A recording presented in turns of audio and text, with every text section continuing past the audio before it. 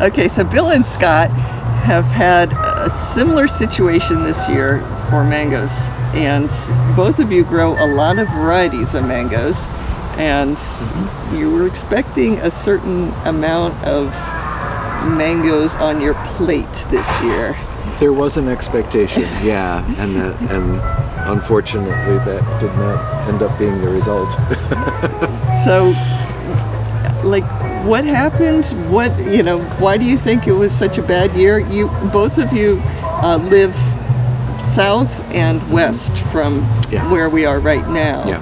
And Bill lives less south and more west, and you live further south and then west. But it seems like that whole area was hit with low production. So that's correct.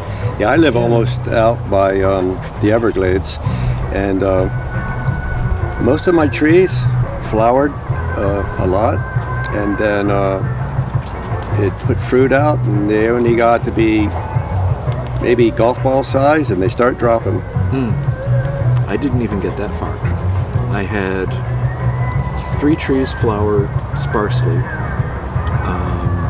2 of which never got past flowering. The panicles just fell off. The 3rd of which did fruit, the 5 fruit that I managed to produce this past year, oddly on a tree that's that big, which is 2 years old, so I let her go. But my star performers from last year, everybody else didn't even flower. I mean, there was not a single bloom. Kesar, I think, had 1 bloom, and then I have 2 or 3 other Indian varieties. And then the panicles that didn't produce, they got that, what's that, black sooty mold? yeah, probably anthracnose or something. Yeah, a lot of that, and then they died and fell off. So that more than anything. Where you are, I mean, right next to the Everglades, the water table's very high. It's very humid there. So do you think it was more humid at the time of year that your plants flowered than normal? Yep. Also, there's a nursery up the street from me. He has a lot of varieties, and it's the worst year that he's ever seen ever in the 30 years that he's been selling mangoes. He had the absolute worst year this year. So and he has very mature trees. Yeah, the mature trees in my neighborhood didn't fruit well either. I've got a Hayden that's probably 30 feet, I'm guessing, across the street from my house. Normally, it's full of mangoes every single year. Very few. I could probably have counted them on 2 hands this year for the entire tree. Down the street, there's also 2 other mature Hayden trees. Nothing. Absolutely nothing. I would say the varieties that weren't affected for me would be the Valencia Pride, and mine are still on the tree. I don't know why I get them late July and August. Sweet Tart wasn't affected. Maha Chinook wasn't affected. And my star performer was Fruit Punch. Fruit Punch did very well. Other than that, I had mostly that case with that mildew on the pedicles, and then like Jakarta flowered out like the Moldova, and I thought, oh, this could be a great year, and got that sooty mildew on it. They all dropped off. So how many varieties do you grow? I have, I think, 37 different varieties. And then you had 4 with fruit on them? I have 4 that did well, that's it. I had trees, plenty of trees with mangoes, but very, very poor production. Very poor. So what was the variety that fruited for you? Bangin Polly. That was the only tree that actually fruited for me this year.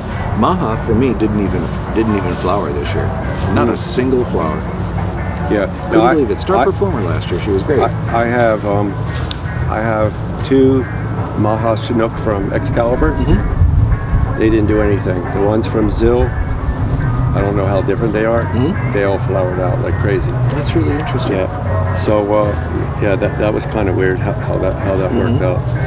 Yeah. So I don't know if, like he said, it's the water table, the humidity. It's a different microclimate out there, closer to the glades. But all the people that I know that are growing it, my neighbor, he has a lot of mango trees. He only had two that did well: the Hayden and the Valencia Pride. That's it. Wow.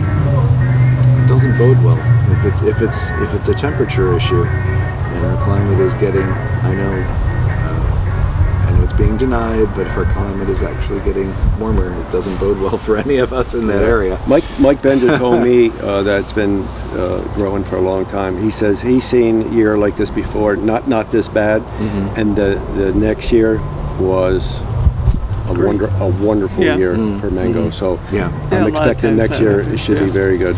I hope so. I was concerned at my location because I've got so much tree overhang. My entire yard is surrounded by big trees my neighbor, from other neighbors. my neighbor's oak trees, and I'm thinking, well, I've got warm temperatures plus kind of a microclimate happening here. You're not getting enough sun on your trees because of the oaks? Some of them are getting full sun, some of them are partial shade, some of them are full shade. I'm kind of running the gamut and playing to see, who's going to fruit, who's not. And I expect some of them to do better than others, but I'm kind of just playing around with it and seeing what happens. All my trees are all full sun because I don't have any oaks. I only have some royal palms. So it's not a question of mine as far as one section of my yard, let's say the southern, getting a lot more sun than any of the others. So that's not the case with me either. I'm glad I didn't put any big oak trees or anything similar because you're not even allowed to cut them down.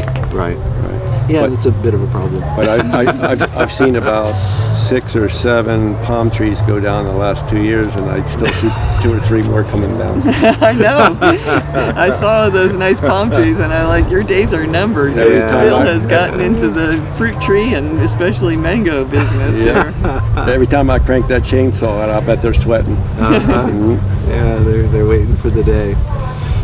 But that's my concern really is continued warming, and we'll see what the microclimate at the house does. But I do think that it's reasonable to be hopeful that next year will be a really good year, because it really does happen. Or if you have a bad year, then there's pent up demand for or whatever urgency to get that fruit made. 3 people that I know in my area all pretty much said the same thing. It would be crazy if next year it's not an astronomically great year. So I'm hoping for that. So you'll be in the yellow pages under mango next year. I hope so. Boy, I'm waiting for that. That would be great. Yep. And so I will have anywhere between 37 and 39 varieties for next year, I hope. Fantastic. I'm even putting Carrie in to make sure I get some. All right. Because that's one that, you get them every year? It's pretty darn disease resistant and reliable. And pretty clean. That clean fruit. Right. So I'm even going to do Carrie.